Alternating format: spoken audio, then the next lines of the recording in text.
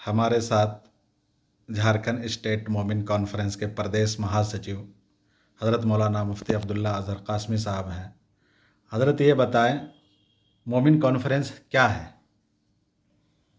آل India مومن conference متحدہ بھارت کا جنگ آزادی کا سماجک سب سے بڑی تنظیم ہے، اور آل انڈیا مومن کانفرنس کی قیادت میں بھارت کے تمام ویروں میں ارجا بھرنے کا اور جنگ آزادی کی تحریک کو مضبوط کرنے کا ناقابل تسخیر کردار ادا کیا ہے۔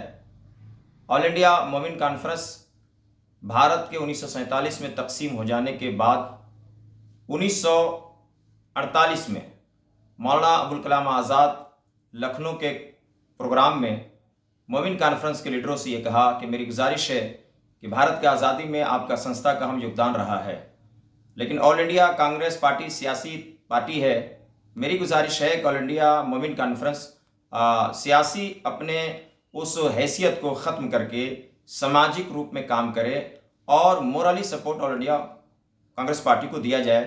اس طریقے سے آل انڈیا مومن کانفرنس 1948 سے لے کر کے آج تک تقسیم شدہ بھارت میں دبے کچلے مسلمانوں اور دبے کچلے دیگر طبقات اور دھرموں کی نمائندگی کرتا آیا ہے، اور اس کا ادیش بھی یہی ہے کہ بھارت میں ونچتوں کو ادھیکار ملے۔ حضرت دوسرا یہ سوال ہے کہ کیا مومن کانفرنس صرف انصاریوں کی سنستھا ہے یا اس میں اور دیگر لوگ بھی ہیں کوئی پد پر؟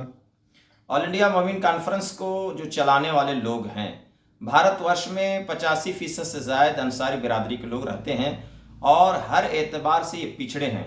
لیڈرشپ تو ان کے ہاتھ میں ضرور رہتی ہے، لیکن آل انڈیا مومن کانفرنس نے صرف کیا ہے، سب سے پہلی بات میں یہ بتاؤں کہ لفظ مومن کا معنی انصاری نہیں ہے۔ مومن امن سے مشتق ہے، جس کے معنی تحفظات دیا جائے، ایک دوسرے کو کیا ہے، دوسرے کا سنرکشک کے روپ میں کیا اپنا رول پلے کیا جائے۔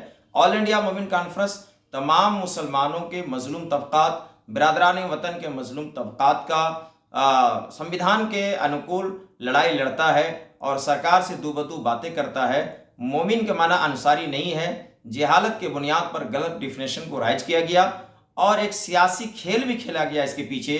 آل انڈیا مومن کانفرنس کے لیڈروں کی سیاسی اور سماجی طاقت کو کمزور کرنے کے لیے جیسے دیگر مذاہب اور دھرم کے لوگوں میں کھیل کھیلا جاتا ہے، ایسی ہی یہ فکری لڑائی چھیڑا گیا ہے۔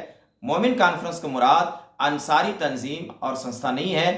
ہمارے جتنے نمائندے ملک سطح پر ہیں، جو بھی ہمارے مطالبات ہوتے ہیں، وہ ہندوستانی مسلمانوں کے مطالبات کو لے کر کے یہ تنظیم آگے بڑھتی رہی ہے، اور آل انڈیا مومن کانفرنس کے اسٹیج میں سبھی دھرموں کے نمائندے بھی آتے ہیں، کے مسلمانوں کے دیگر برادریوں کے نمائندے۔ یہ شاہد عدل ہے کہ جب بھی آل انڈیا مومن کانفرنس اسٹیٹ لیول پر، راشٹریہ استر پر کوئی بڑا کاریہ کرم کرتا ہے تو سوشلی اور سیاسی بڑے چہروں کو اسٹیج پر ضرور بلاتا ہے، اور ان کے ساتھ کیا ہے اپنی طاقت کو سر میں سر ملا کر کے سرکار سے دو بدو بات کرنے کے کیا ہے پریاسرت رہتا ہے۔ آل انڈیا مومن کانفرنس ہندوستانی مسلمانوں کے دبے کچلوں کی سب سے کیا مؤثر ترین آواز ہے۔ حضرت آل انڈیا مومن کانفرنس میں انصاری کے علاوہ بھی کوئی دیگر پد پر لوگ ہیں، یا پھر یہ کہا جائے کہ یہ تنظیم صرف انصاریوں کے لیے ہی ہے؟ یہ غلط فہمی کے لوگ شکار ہیں۔ آل انڈیا مومن کانفرنس کے عہدے پر مومن لیڈران یقیناً فائز رہے ہیں، لیکن مقصد ان کا امت محمدیہ کی فلاح اور بہبود ہے، اور عامۃ الناس کی فلاح اور بہبود ہے۔ کیا جمعیت علماء ہند کے صدر سید صاحب ہیں تو سید کی تنظیم ہو گئی؟